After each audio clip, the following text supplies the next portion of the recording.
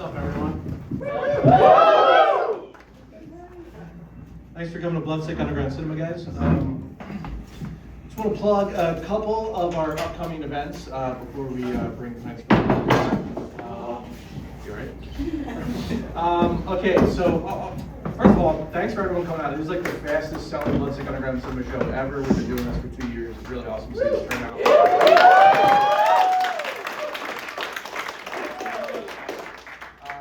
Yeah, that being said, so yeah, we've been running this series for about almost 2 years now.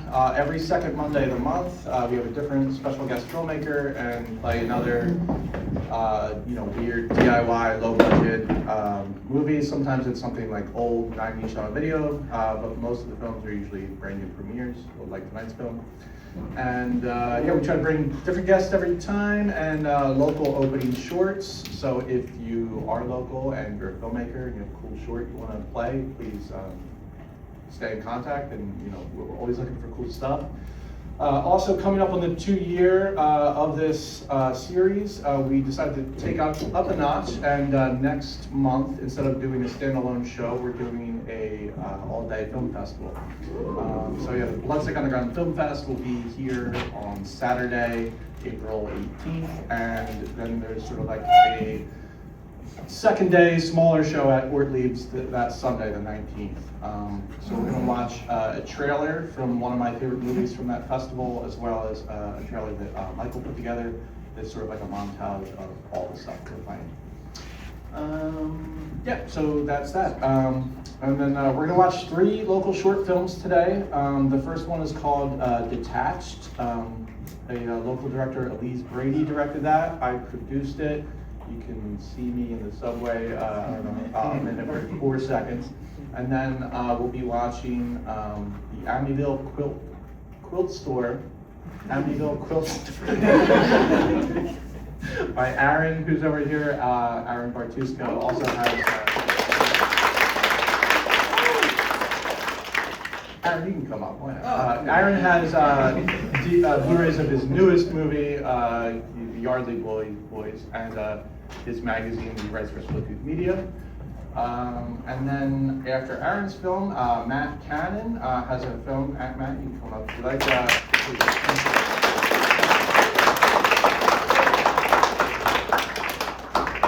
Matt directed a movie called Hexercise. He has VHS and vinyl available. I do.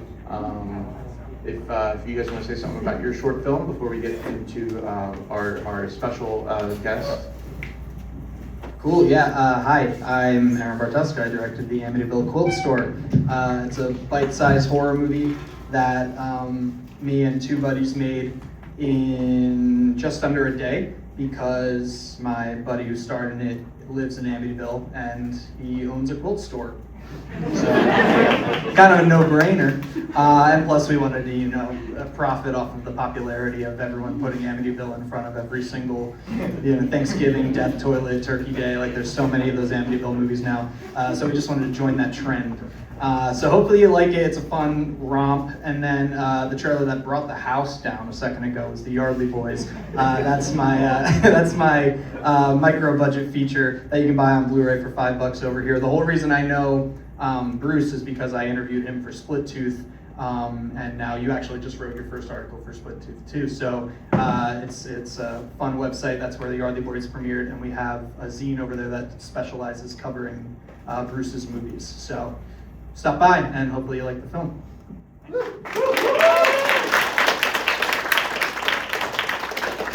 I don't know how I'm going to follow that. Guys, thank you so much. Thank you, Bruce, and everyone here. My name is Matt Cannon. I directed the movie Hexercise. It's a 18-minute short, so it's probably going to torture everybody for 18 minutes. It's also, it's a silent film, so if you're expecting any dialogue, don't be surprised. There's none. It's just music. I just made it because I wanted to showcase all of my music, and that's it. There's no really amazing thing about the movie at all. It's just that. But I made the movie in 2018 with a bunch of friends and complete strangers, and around that time I just had a lot of time to do nothing. I actually dislocated my shoulder while working on the job as a mail carrier for the United States Postal Service, which I still do. So it's worth me a lot of time. Thank you. But yeah, it's really it. It's a fun movie. Anything else I could say about it? I have vinyl, VHS. Yeah, if you guys like it, definitely come up. I don't have that many. I really should have got more made. But if you want, I can give you guys the information and where to find it. But that's it. So yeah, enjoy. Thank you.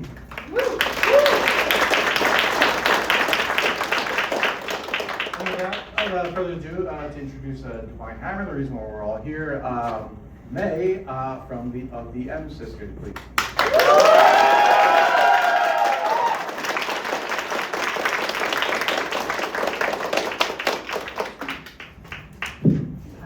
Hello, hi. This is so surreal. One, to be back in Pennsylvania, because I've not been here for like a year and a half. This film was made by me and my sister Hazel for a lot of reasons that I think will become evident when you watch it.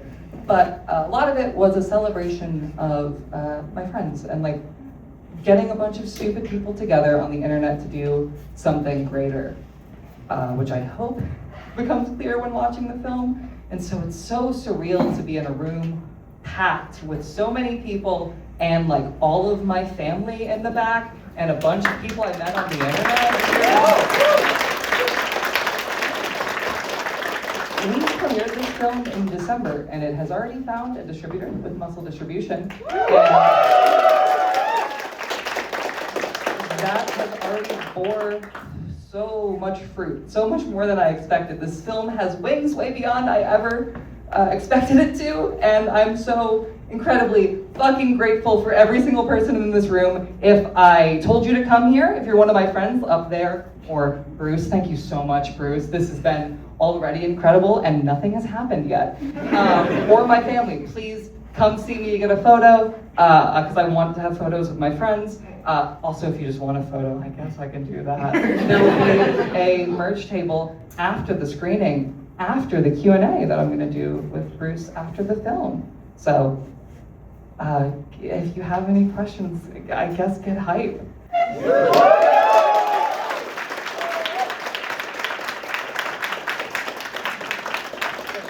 Yeah, definitely stay after the movie.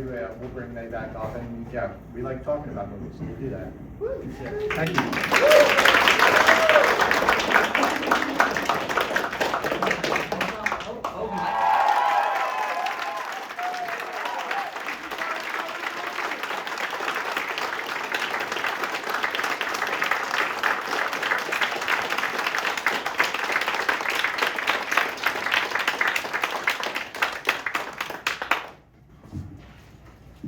All right, let's bring up May M of the M Sisters.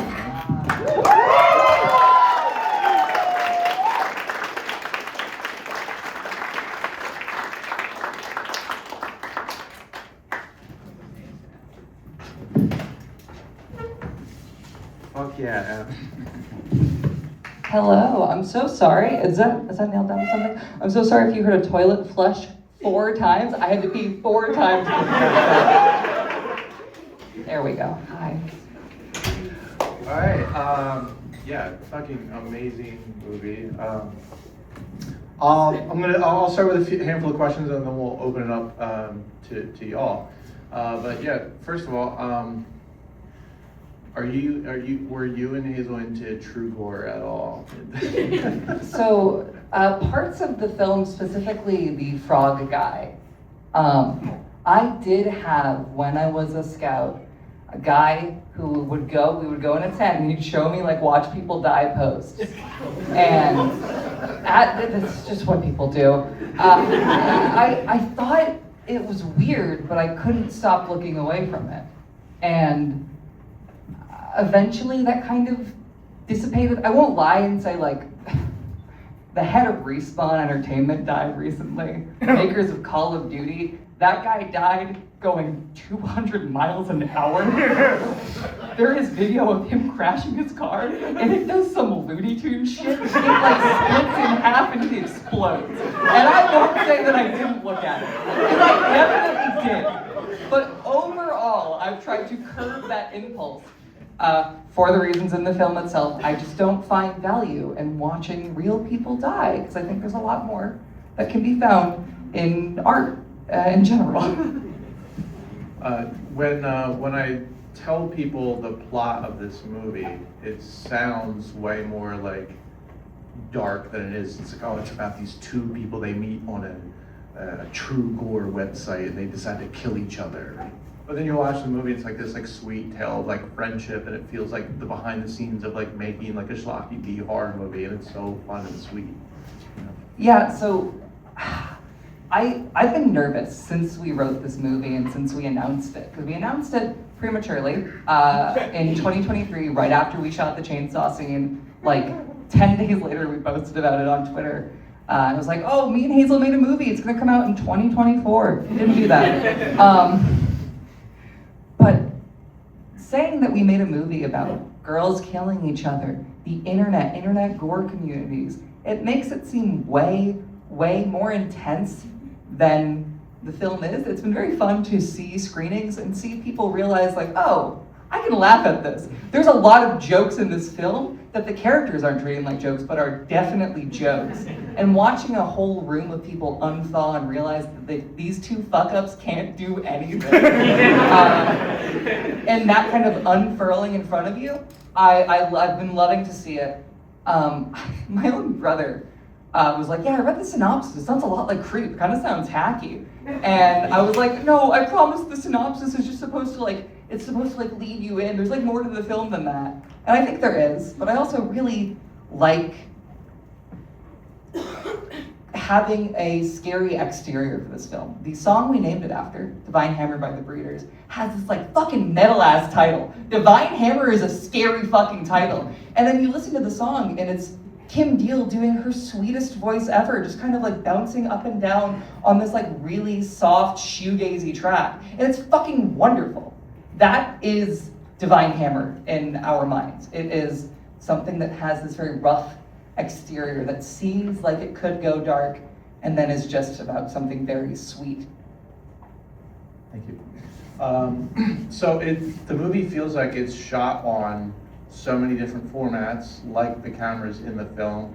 You know, we play a lot of like old '90s shot on video movies. Like, were you guys into that stuff, or was it more just like really like you're into collecting those old cameras? So in 2023, me and Hazel both got really into old, early digital era cameras, and I'm not entirely sure why. Like that line that Holly's friend at the beginning of the film was like, oh, these are trendy now. We started getting these cameras before it was trendy, quote unquote, and that line is in the film. It was written in 2025 because this film took a little too long to come out, and it became trendy.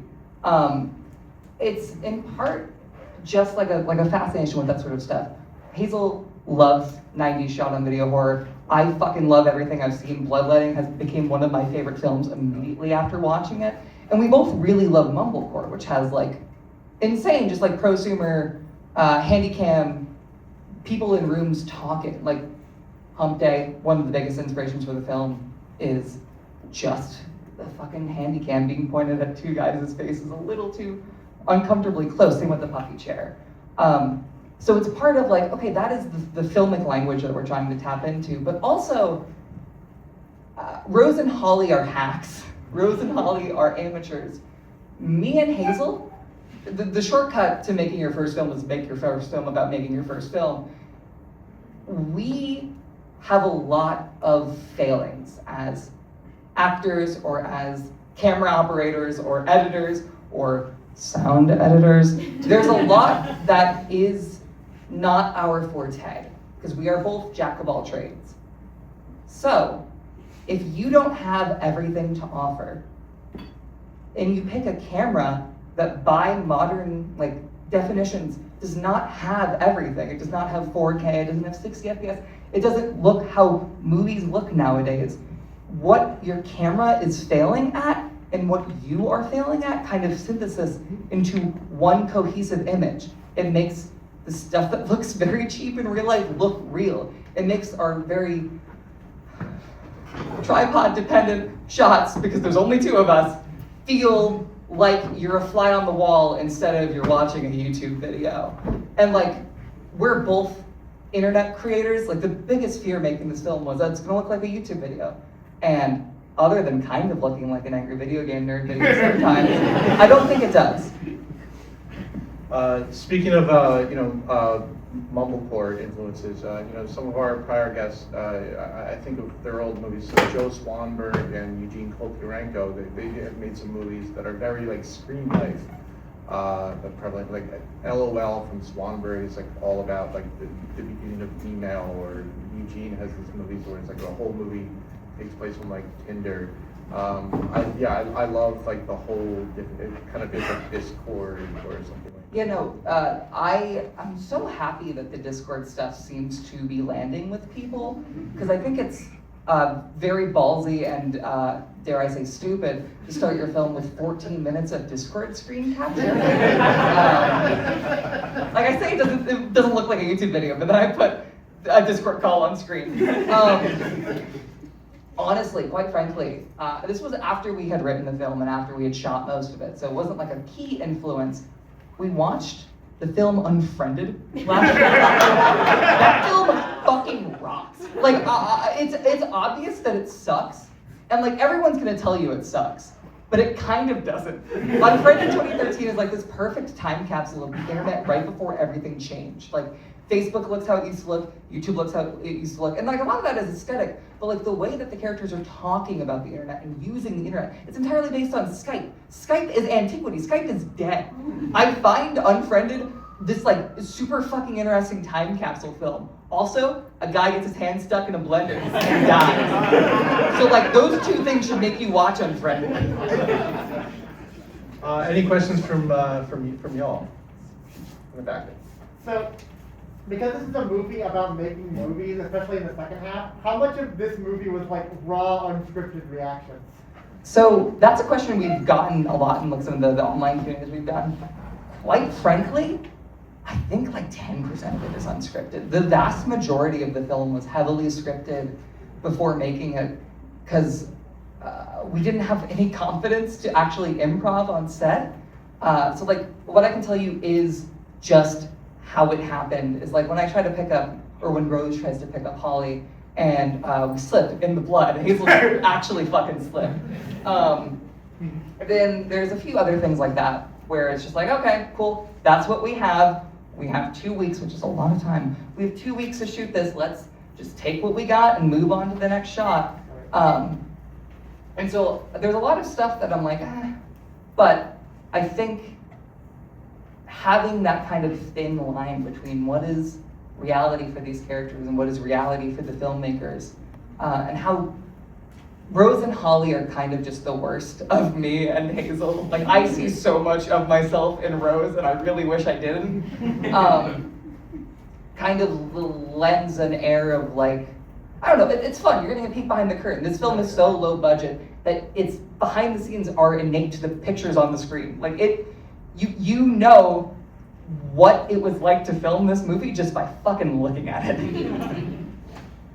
Anybody else? Yes.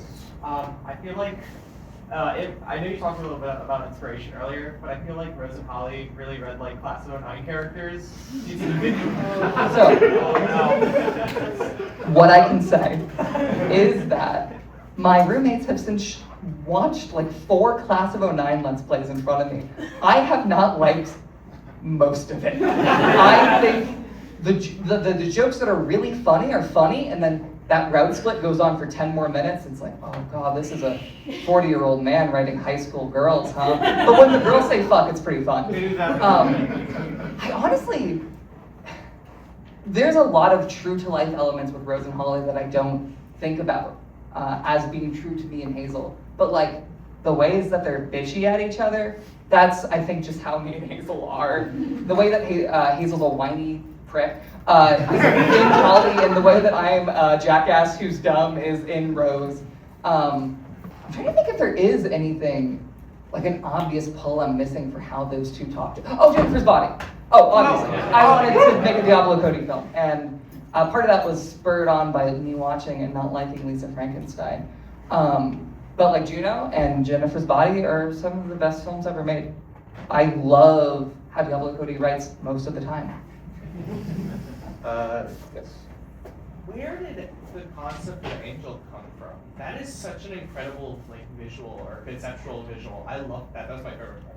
I don't remember. I feel like we were looking for that sort of like urban legend visual that like you keep hearing about. Stuff like the grifter, like the like old creepypasta, like the baby in the goddamn thing, or like again, I think McCreepypasta, like the imagery of like Jeff the Killer, something that like immediately strikes you when you hear it, even if it's not that scary in context, but it just kind of sticks with you. Like you when I see a mason jar, I think of one guy, one jar. Like that is imagery that sticks. I think there's an old YouTube upload of a Nightcore song, Angel with a Shotgun. I think there are a few things. I think there might be like a thing that Hazel found on Don Burrow, like a Garot piece that had bloody angel wings in it. And it snows in Pennsylvania, which it doesn't really do in Seattle as much. And so the idea of pairing very stark white visuals with something that is so vibrant with like fake blood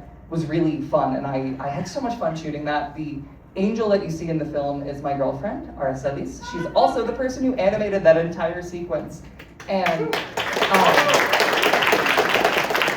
I mean, that's so much of why that sequence exists. I think it is this introduction to fakeness in this gore community, where it's like, this is something that is not real, and everyone kind of knows deep down it's not real, but they watch it and look for it, hoping it's real.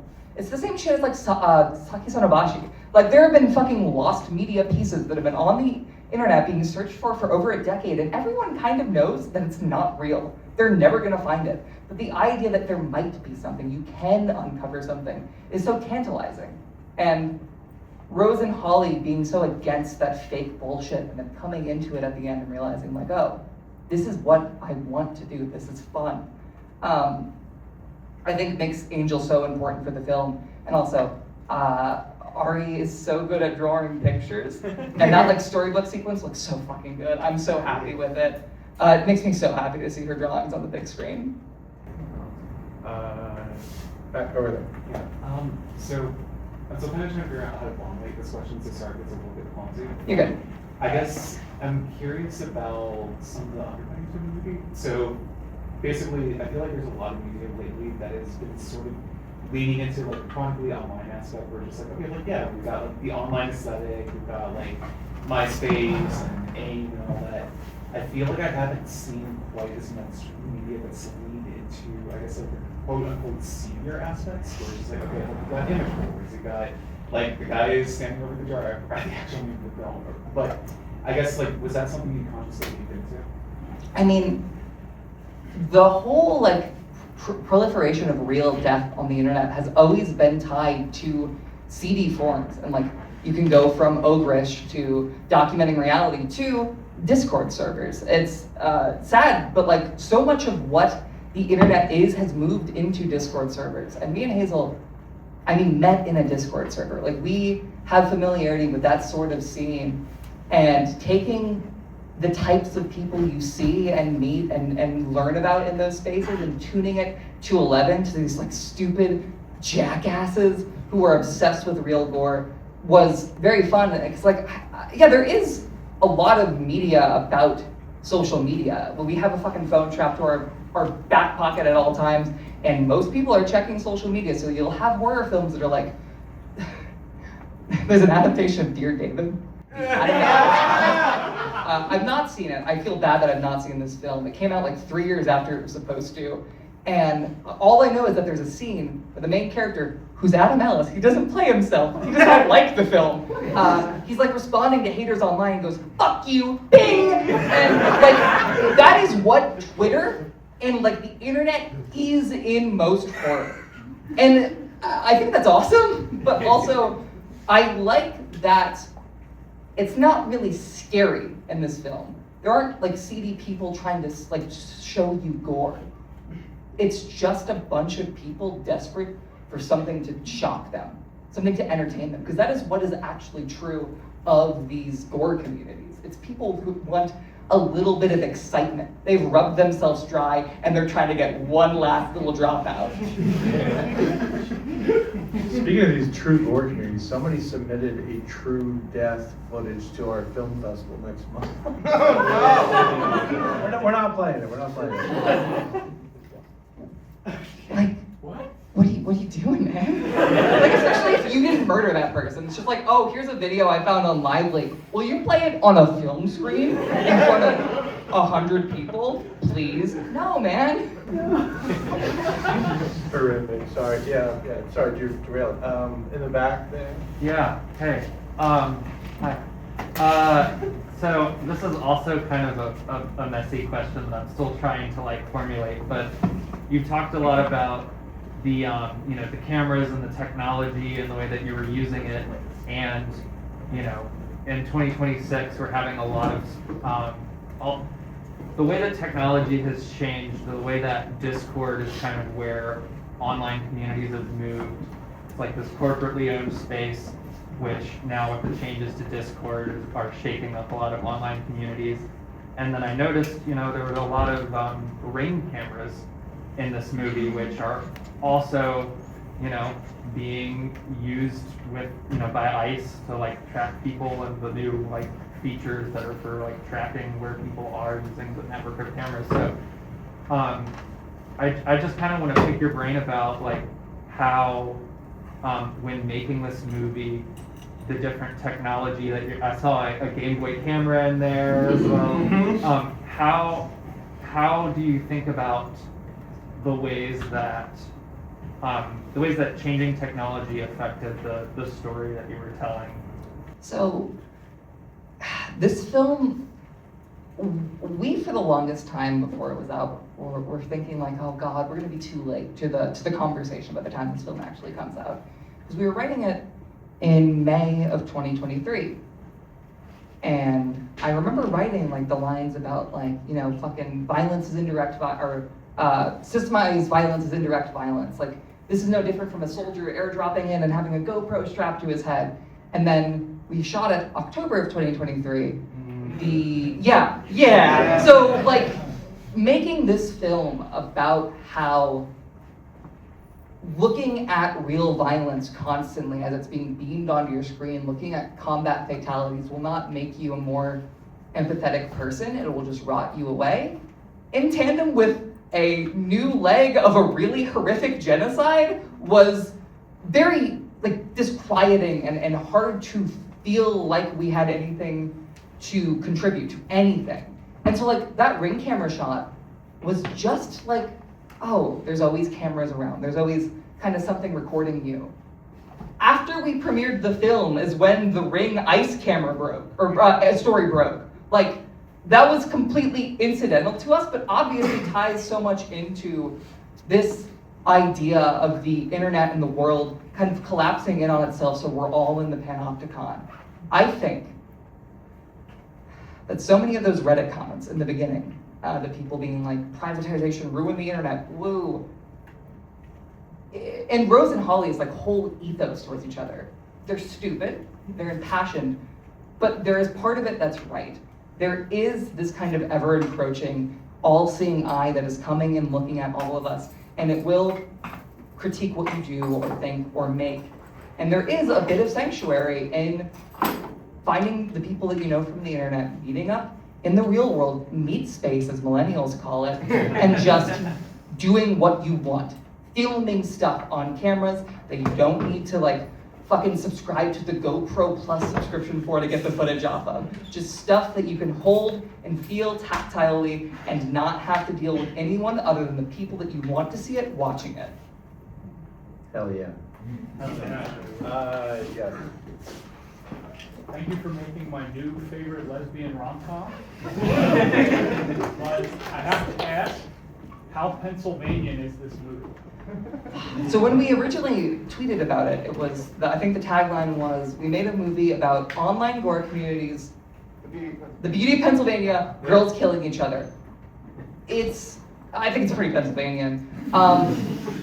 I think the Seattle stuff was way more underbaked at first. because we wrote the PA side of the film first. We had a deadline of, okay, Hazel booked a flight ticket. She's going to be here October 2023. We need to get this film written by then. We started in like April or May of 2023. We also made a overlong YouTube video in that time and also streamed a bunch. Kind of inadvisable, but I think that stuff all really helped make this good, or better. So we shot all the PA stuff, and in our minds for the longest time, that is the film. Like that back 50 minutes is Divine Hammer. All of that stuff in Washington kind of came later. We had the ideas for it, but we hadn't put pen to paper and we hadn't shot it yet. And that was kind of, dismantled? Mantled, yeah, put together over those 2 years.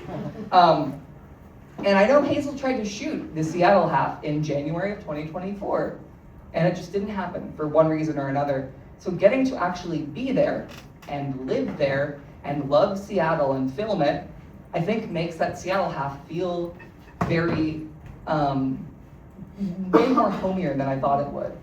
And I think what I love about both the Seattle half and the PA half is taking these kind of mundane, beautiful sites that when you're living in an area and you love it, that you love, that these characters just can't connect with. Like, yeah, there's this fucking beautiful, Capitol Hill is beautiful in Seattle, like, oh, these beautiful bodegas, and Holly's just kind of in and out, she wants to go get murdered. With PA, it's like Carlisle has this most fucking beautiful nature.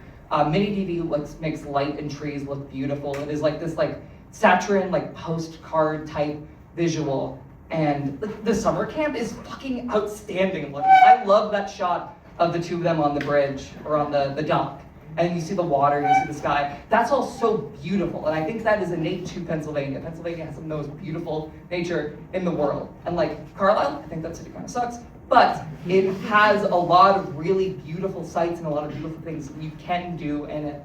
And so kind of capitalizing on how free production design these states are, where they have so much beautiful to them that you can just point a camera at and it'll look great, to kind of emphasize that these characters don't feel like they live in these places. They don't feel like they belong here. I think seeing the stuff when Holly lands in Carlisle and like getting the like autumn leaves and like that very sweet track that Hazel made, and Holly's just kind of like, meh. And Rose isn't even in the scene because she's out getting Taco Bell. And then later in the film, where it's the night scene, and you're seeing like a deer, and you're seeing like an Applebee's, stuff that is not as beautiful as that other stuff, but has this newfound emotional significance of I live in this place. I'm making memories with someone here. There's a lot about PA I don't like. There's a lot about PA I love so dearly. And all of that is spurred on by making memories with people here. Thank you so much. Where from? I was curious if the chainsaw scene was in reference to like the Takeda short films, like stop motion on YouTube. So the Chainsaw Maid stuff, kind of. It is in part that. I think if I were to ascribe something that is a true influence of those shorts to that scene, it is that it has no audio. I don't know where it came up in production, but it came up like immediately when we wrote the chainsaw scene. We knew that having it be dubbed with like them screaming would sound bad, and having a beamed-in chainsaw sound would sound bad, because we didn't have a battery for that chainsaw. So the idea of Rose composing a song in Adobe Premiere, that is a real screenshot of the Adobe Premiere timeline where I made that song. I don't know why I didn't use a DAW. Having that stuff be like scored with very like rinky-dink music, I think that's kind of, I mean, like the ethos of those like very, very, not cheap, but like very YouTube-y, like clay murder shorts. The big thing for that scene, and kind of a big thing for a lot of the movie, is the movie adaptation of Mai Chan's daily life. Yeah. That film, yeah. That film is, I haven't rewatched it recently. I think I might hate it, but I know I love it deep down. The chainsaw stuff in that film is so goddamn good. That's like the whole reason we wrote a chainsaw scene. Cause like I hadn't seen Texas Chainsaw until a year ago, because I'm an idiot. It's the best movie. And like I watched the film and I was like, oh my god, this is the best film ever made. Everything I've ever made is ripping it off. Everything has ever been inspired by it. So like that wasn't in my mind. It was stuff like Mai-chan or those shorts. Yes. So I was unbelievably relieved when it shifted tone because of the amount of tension and specifically the bit talking about the frog guy. And specifically also because the very beginning of it reminded me of the very beginning of Dennis Cooper's novel, The Sluts, which is also, very much about the internet in that period in the early 2000s and just awful people making up shit to, wind each other up. And it starts fine and then gets very quickly. And it's like that sort of lull into something genuinely really unsettling for just a moment there. And it's like incredibly tense. Very well done. Thank you so much. I've not read The Sluts, but my girlfriend has, and she orated her favorite parts to me. I felt like such a hack. I subconsciously, without even knowing of the book, ripped it off. I don't think Hazel's read it either, so I think we're just like absorbing from the collective conscious and stealing. What I find, what I've been so scared about this film for so long, is that these characters say a lot of dumb things. A lot of dumb things that make you laugh. But that first part, before they get back from the camp, is supposed to feel tense. You know deep down that they're not going to be able to do it, because look at these two. But there's a chance. There's a chance that something could happen. That in the heat of the moment, someone could get hurt. And so that big sigh of relief being immediately followed by them getting sheets, I think is kind of the sign of okay, it's over. You don't have to worry about it. They think it might still happen, but just go along for the ride now. You can kind of put your foot off the brake. Yes. It was perfect, thank you.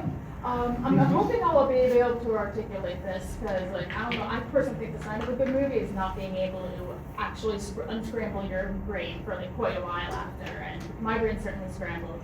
But what I really, really love that you do here is how you have this story of these two girls who are trying, almost in a sense, to come into a space, and I can almost feel an insincerity in them trying to prove and find this mythical image. It's more that they're trying to prove things unreal than anything, and I just think it's so beautiful that in the end, in creating something fake, they find something that's real. There's a very therapeutic quality to it that I just love. And I think especially with these kinds of communities where apathy often seems to be kind of the goal when observing these communities, to watch practically the cure for that, which I do really think is companionship, get to just bloom through this film is wonderful. And I'm really curious for you, do you feel the two characters at the end, do you feel they continue to navigate those same communities, or that their communities perhaps shift over time now that they've found something together? I find Rose and Holly so compelling because I don't know where their relationship goes after the film is over. Holly might book a flight back home, they might stay together, they might stay friends, they might never talk to each other again. They might be intimate, I don't know. But what I do know is that the allure of that apathy, of that sort of community is dead. It's dead in an instant, because if you can smile, covering yourself in fake blood and doing something actually meaningful with your life, kind of reveling in watching people die just kind of, that want dissipates. We read an old study on Ogrich's user base when we were writing the film, and I'm gonna butcher it, but they kind of divided the user base of that, which it's a gore website, into 4 categories of people who are watching gore defensively.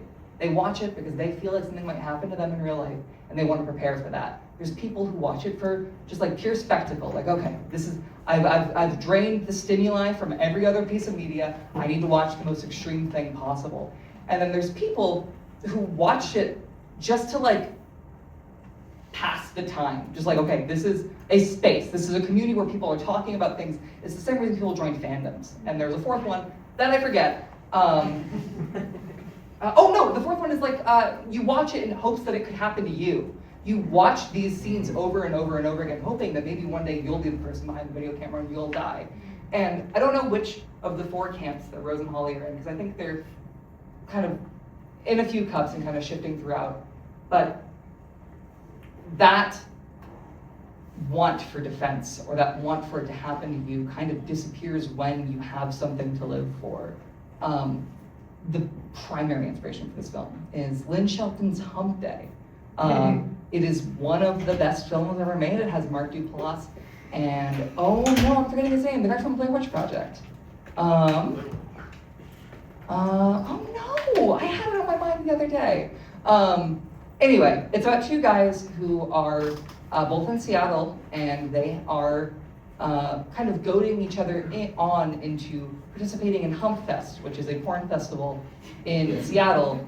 And they both get the bright idea, like, oh yeah, we were gonna shoot a gay porn together. And it's gonna be so cool because we're not gay, we're two straight guys. And like the whole like artistic appeal is that we're gonna like fuck each other in the ass, but we're not gay. And the entire film is this like building game of chicken of two people trying to do something, trying to make a piece of art, and trying to like put themselves into something when they don't have anything in their normal life, and trying to make something that is not them happen. And I think Divine Hammer, what happens with Rose and Holly, is the antidote to that. That is the path where those two people actually do get to make what they want to make. It's a little different from two gay men fucking each other. But like it is the solution to, I want to find a community, but I also want to care about the community I'm in. And for them, it's not being part of that community. I think there's a lot about Rose and Holly where Rose specifically, like when she's posturing and mentioning her Boy Scout camp, they both do a lot of posturing. They're both trying to make the other scared. And the truth is that they're both made of the same shit. At the end of the day, they're both women. Girls are just like this. Rose wants to put up this, she wants to put up this defense of like, oh, I went to a Boy Scout camp, you don't know what I can do. I have a secret penis. And then like Holly doesn't fucking care. Because of course she doesn't care. Because she's normal about this.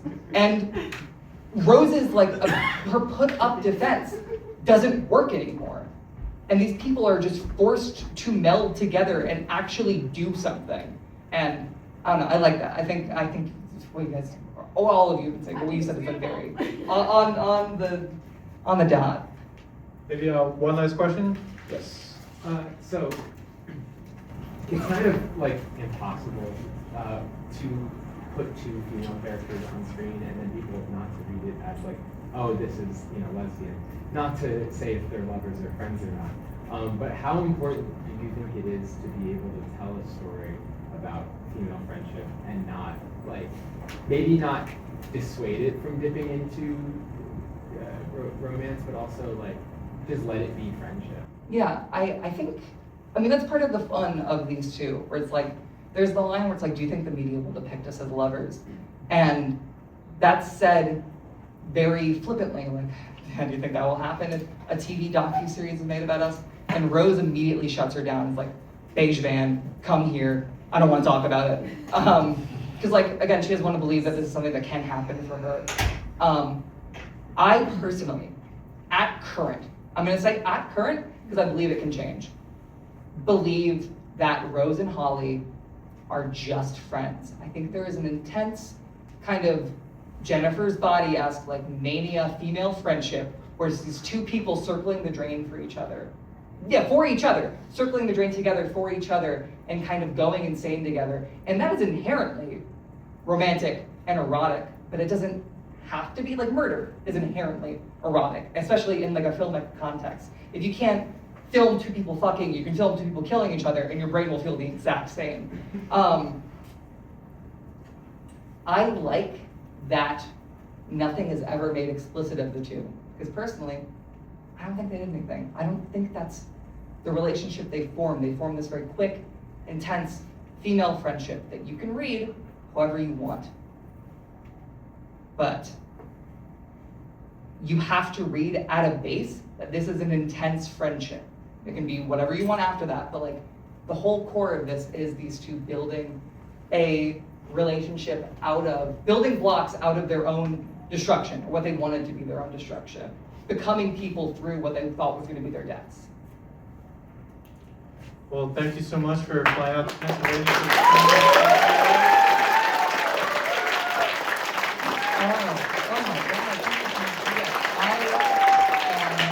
Going to be back on a plane to Washington in less than 24 hours.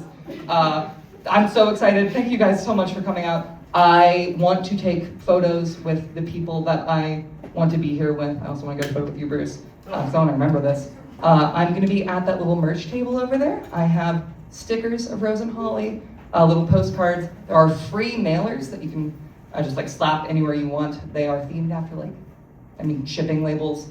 And there's also orcas, which are creatures from a stream I did that I don't feel like explaining. It's a performance art thing I did, but they're keychains, you can buy them. Yeah, no, I'm gonna be over there. These lights are so bright.